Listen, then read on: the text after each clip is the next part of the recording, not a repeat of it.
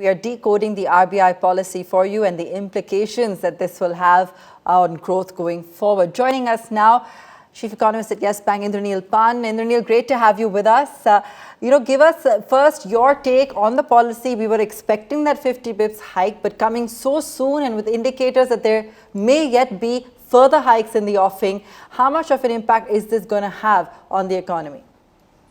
Our own expectation was 35, even though 50 didn't shock us. Having said that, I think the clear indication in the policy is that the main focus continues to be inflation. And more significantly, the increase in the inflation target that RBI has, 75% of that is through food. So my understanding is that there is a serious risk of inflation expectations getting unhedged. Which necessarily means that the RBI had to be front-footed in terms of rate increases, and hence the 50 basis points on top of the 40 basis points that you got. Our sense is that obviously a no-brainer in terms of how the policy journey is ahead, which is basically hikes only. The critical sort of debate can only be in terms of the pace and when they would possibly want to stop. My sense is, given that the RBI's own assessment is for a 5.8% average for the fourth quarter, they would want to possibly take it as close to that as possible before actually pausing.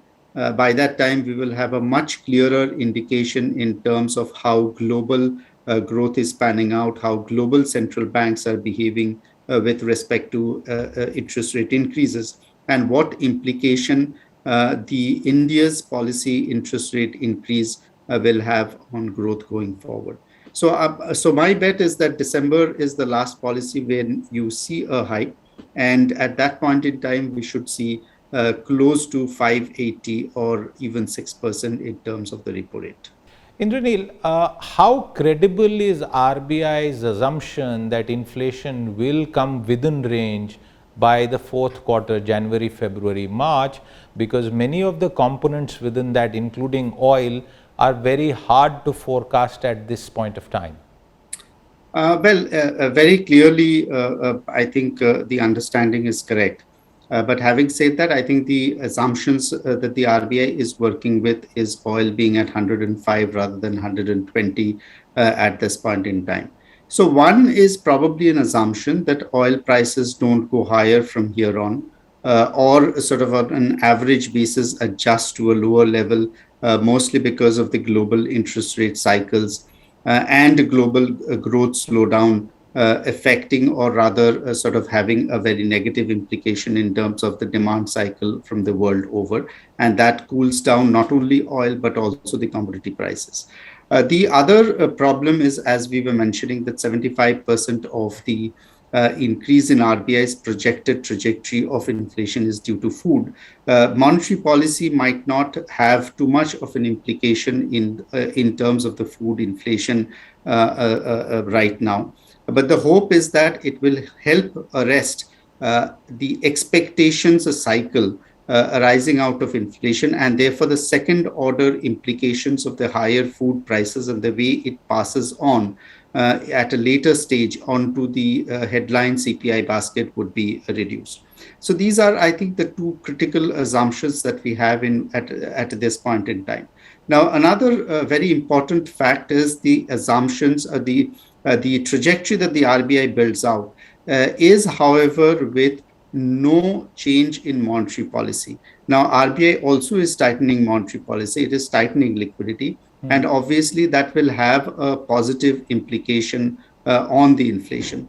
Therefore, the 6.7%, the way I read it, RBI has taken it to the extreme so that its credibility so far as projections of inflation has a relatively lower probability of getting wrong. Indranil, how credible is the growth projection of 7.2%, which has been retained from the previous policy statement? I think 7.2 remains credible for us. I think the clear understanding is even the RBI's own assessment is that growth at the margin is getting better. Our own assessment of growth is 7%. And as inflation sort of to a certain extent gets contained as we go ahead, plus with certain sort of help that comes from the global atmosphere in terms of the lower commodity prices, etc. We should not be too bothered in terms of the 7% number. The critical factor within the growth is how equitable this growth is, which I think is a bigger challenge for future years' growth prospects rather the 7% or a 7.2% number. Talking about equitable, and we are watching out for the monsoon, Indranil, and on one hand, of course, it'll have its own pressures on inflation were we to see a shortfall, which is what at least early indicators are showing, even if this may be recovered later in the season.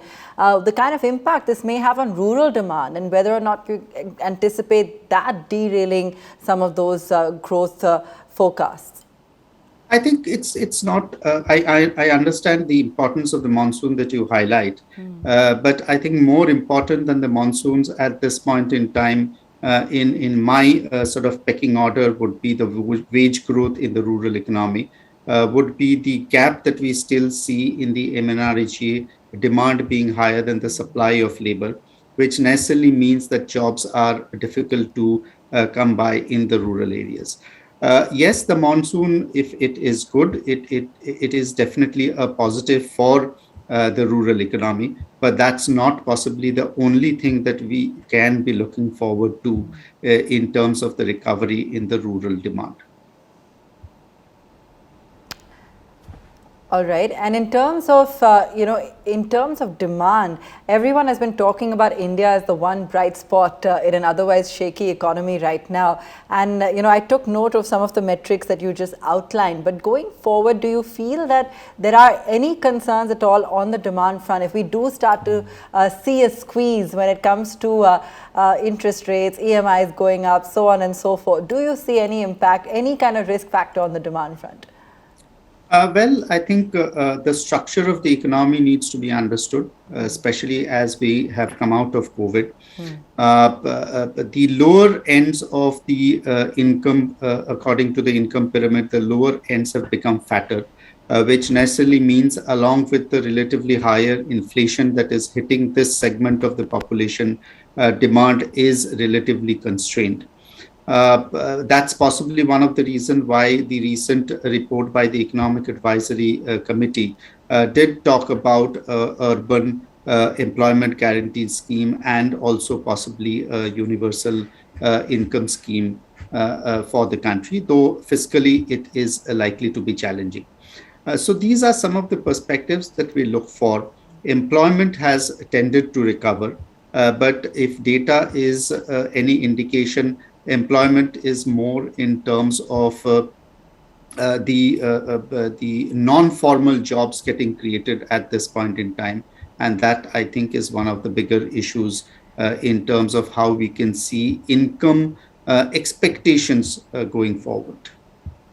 All right, Indranil, thanks so much for joining us today and raising some very important points. Great having you with us here on Business Today. Video पसंद आया तो हमें like, comment, share और subscribe जरूर करें।